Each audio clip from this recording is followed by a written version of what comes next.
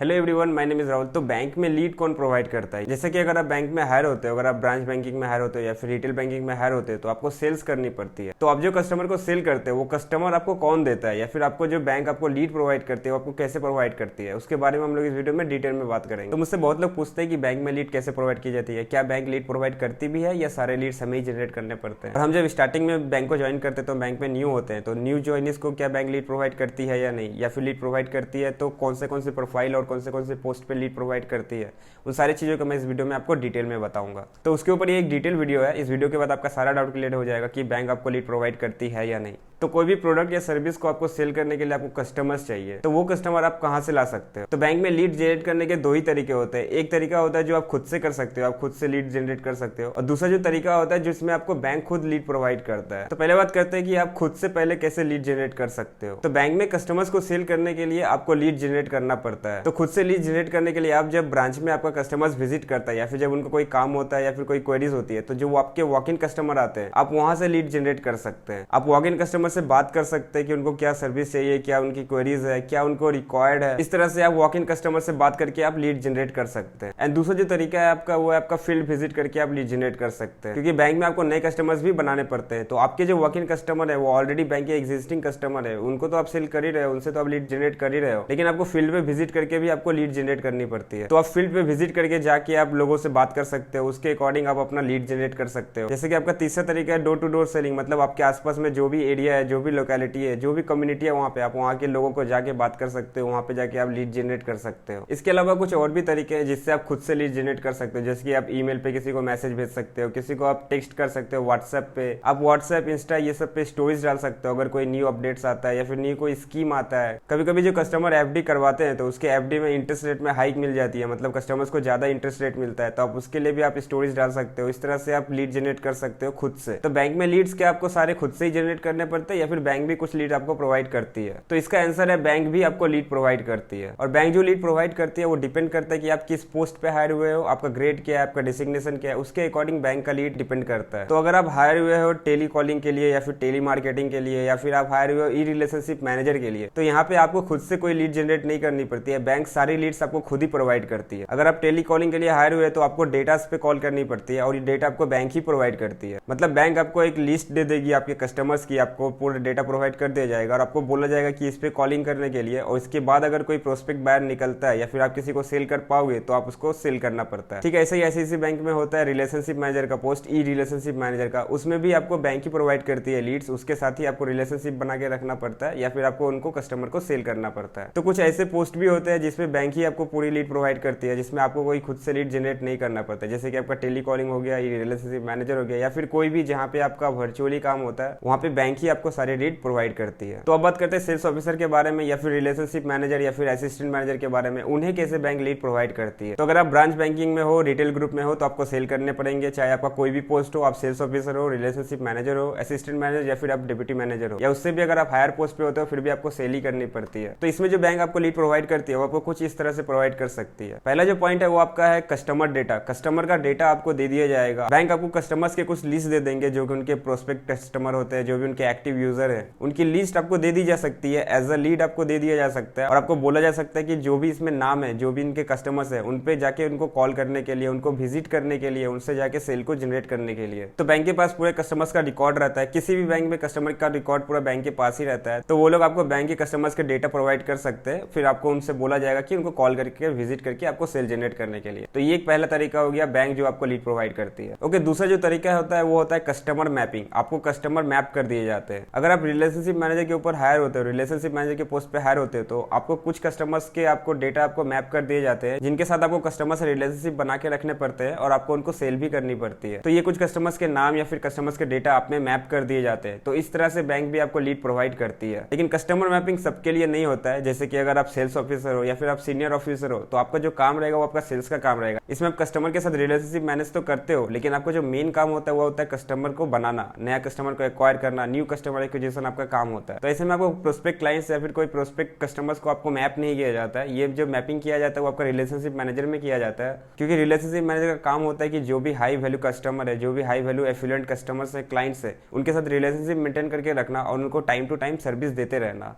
वही sales officer का mainly काम होता है कि वो नए कस्टमर को एक्वायर करे, उनका जो काम होता है मेन फोकस होता है नए कस्टमर को बनाना होता है। तो कस्टमर मैपिंग सबके लिए नहीं होता है, ये आपका रिलेशनशिप मैनेजर के लिए मोस्टली होता है। या फिर साथ ही अगर आप हायर पोस्ट पे हायर होते हो, जैसे कि असिस्टेंट मैनेजर हो गया या फिर आपका डिप्यूटी मैनेजर हो गया, तो उस केस में भी कभी कभी आपको कस्टमर मैप कर दिया जाता है कि आपको कुछ 50-100 कस्टमर्स दे दिए जाएंगे और आपको बोला जाएगा कि आप इनके रिलेशनशिप मैनेजर हो, आप इसके साथ रिलेशनशिप मेंटेन करके रखोगे, इनको जो भी कस्टमर को जो भी क्वेरीज आएगी आप सॉल्व करोगे। और एक बार आपको कस्टमर मैप कर दिया जाता है या फिर आपको डेटा मिल जाता है कस्टमर का, तो फिर उनको कॉल करके उनको कन्वर्ट करना थोड़ा ईजी होता है, क्योंकि ऑलरेडी आपके पास कस्टमर का पोर्टफोलियो होता है कि इनका कितना इनका सेविंग है, कितने ये अमाउंट पैसे डिपॉजिट करते हैं, कौन से फैसिलिटीज आप इनको सेल कर सकते हैं, किस टाइप का कस्टमर है, ये सारी चीजें आपको पता चल जाती है, तो फिर उनको सेल करना भी थोड़ा ईजी होता है। ओके, तीसरा जो तरीका होता है जिससे आपको बैंक लीड प्रोवाइड करता है वो हो सकता है आपको वो लोग एक ऐप्स होता है, जब भी कोई बैंक में कोई इंप्लॉय ज्वाइन करता है तो उनका एक पोर्टफोलियो बनता है, उनका एक डेटा बनता है, जैसे कि लॉग इन लॉग आउट करने के लिए आपको अटेंडेंस देने के लिए आपका एप्स बनता है। तो उसी तरह से किसी किसी बैंक में आपको एक एप्स दिया जाता है जिसमें आपको लीड प्रोवाइड की जाती है।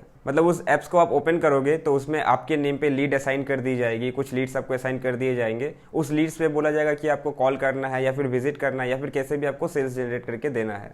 और ये जो लीड आपको प्रोवाइड की जाती है ये आपके पॉजिटिव लीड्स होते हैं। इसमें ऑलरेडी ये जो बैंक के कस्टमर ही होते हैं जो कि बैंक की फैसिलिटीज़ या फिर बैंक की सर्विसेज को ऑलरेडी यूज़ कर रहे होते हैं, तो उसमें से अगर कोई न्यू फैसिलिटीज़ आती है जो उस कस्टमर्स को दे दी जा सकती है तो ऐसे में वो लीड आपको प्रोवाइड की जाती है आपको एक एप्लीकेशन के थ्रू। तो उस ऐप्स में जो भी आपको लीड प्रोवाइड की जाएगी या फिर जो भी लीड आपकी असाइन होगी वो आपके लिए ही होगी, मतलब उस लीड्स पे आपको ही काम करना है, आपको ही जाके विजिट करना है। लेकिन मोस्ट ऑफ द लीड्स जो आपको बनाने पड़ते हैं आपको खुद से ही बनाने पड़ते हैं। अगर आप सेल्स ऑफिसर हो या फिर आप सेल्स की प्रोफाइल पर हायर हुए हो तो मोस्ट ऑफ द लीड्स आपको खुद से ही बनाने पड़ते हैं, कि आपका काम ही होता है नए कस्टमर को बनाना, नए कस्टमर को एक्वायर करना। मेनली बैंक में आपको सेल करना पड़ता है, आप कैसे सेल कर सकते हो। तो अगर आप एक्जिस्टिंग क्लाइंट्स को कितना सेल कर पाओगे, क्योंकि ऑलरेडी बैंक का कस्टमर है तो ऑलरेडी वो बहुत सारी फैसिलिटीज को खुद से पहले से ही यूज कर रहा होगा, तो ऐसे में आपको नए कस्टमर्स भी बनाने पड़ते हैं जिसमें आपको खुद से जो लीड्स जनरेट करनी पड़ती है वो आपको जाके लीड्स आपको जनरेट करनी पड़ती है। लेकिन हाँ, बैंक भी आपको लीड्स प्रोवाइड करती है, जैसे कि मैंने आपको सारे वेज बता दिए कि किन तरीके से बैंक आपको लीड प्रोवाइड कर सकती है। बट अगर आप सेल्स प्रोफाइल पे हायर होते हैं तो मोस्टली आपको लीड्स खुद से जनरेट करनी पड़ती है, लेकिन हाँ, बैंक भी आपको लीड प्रोवाइड करती है। वहीं अगर आप कोई भी वर्चुअली पोस्ट पे हायर होते हो, जैसे कि आप टेली कॉलिंग करते हो तो उसमें आपका मोस्टली काम फोन पे होता है, उसमें आपको कोई फील्ड पे जाना नहीं पड़ता है, तो उसमें आपको बैंक पूरी लीड प्रोवाइड करती है। कुछ अलग केसेस में हो सकता है कि आपको भी लीड्स जनरेट करना पड़े, लेकिन मोस्ट ऑफ द केसेस में आपको ही बैंक लीड प्रोवाइड करती है ये सारे पोस्ट पर। और अगर आप बैंक को स्टार्टिंग में ज्वाइन करते हो तो आपको फिर स्टार्टिंग में आपको खुद से ही काम करना पड़ता है, आपको खुद से लीड जनरेट करना पड़ता है स्टार्टिंग के फेज में, क्योंकि आपका लॉगिन डिटेल्स बनने में आपको टाइम भी लगता है। तो वो आपका लॉगिन आईडी क्रिएट होगा, लॉगिन आईडी बनेगा, फिर वो एक्टिव होगा, तो इसमें थोड़ा टाइम भी लगता है। तो आपको तब तक आपको खुद से लीड जनरेट करने पड़ते हैं, आपको खुद से ही काम करने पड़ते हैं। बट आप ट्राई करो कि आप खुद से भी लीड जनरेट करो, क्योंकि बैंक तो आप लोग लीड प्रोवाइड की जाएगी लेकिन वो आपका लिमिटेड लीड होगा, क्योंकि ऑलरेडी बैंक के कस्टमर्स हैं तो हो सकता है वो बहुत सारे फैसिलिटीज पहले से यूज कर रहे होंगे, या फिर कुछ लीड्स ऐसे भी हो सकते हैं जिसमें आपको कॉल करोगे लेकिन वो लोग इंटरेस्टेड नहीं होंगे, तो आपका नंबर ऑफ कन्वर्जन के चांसेस भी कम हो सकते हैं। तो आपको पूरा बैंक के लीड्स के ऊपर डिपेंडेंट नहीं होना है, आपको पूरा डिपेंड नहीं रहना है कि बैंक ही आपको लीड प्रोवाइड करेगा तो ही आप सेल्स करोगे। आप ट्राई करो खुद से आपकी कम्युनिटी बनाने की, आप खुद से आप कस्टमर का बेस बनाओ, क्योंकि आप नए कस्टमर से बात करोगे तो वो लोग आपको फिर रेफरल भी देंगे। स्टार्टिंग के टाइम में आप खुद से लीड जनरेट कीजिए, खुद से कस्टमर से डील कीजिए, बात कीजिए। उसके बाद आपको बैंक भी लीड प्रोवाइड करती है, लेकिन आपको बैंक ज्यादा लीड प्रोवाइड नहीं करती है, कम ही लीड प्रोवाइड करती है, वो आपका लिमिटेड लीड्स ही होता है। तो एक बार कस्टमर का आप अगर बेस बना लोगे तो आप खुद से भी लीड जनरेट कर पाओगे और खुद से भी आप सेल कर पाओगे। और बैंक में आपको कैसे सेल करना है स्टार्टिंग के लिए मैंने कुछ टिप्स बताया, तो आप ये वाला वीडियो जरूर चेकआउट कीजिए। ये वीडियो कैसा लगा गाइस मुझे नीचे कमेंट्स में जरूर बताइए। अगर आपको ये वीडियो पसंद आया तो इसको लाइक कीजिए ताकि मैं ऐसे और भी वीडियोस आपके लिए ला सकूं। Thank you so much for watching till the end. I see you all the very best. Till then take care, bye bye, जय हिंद।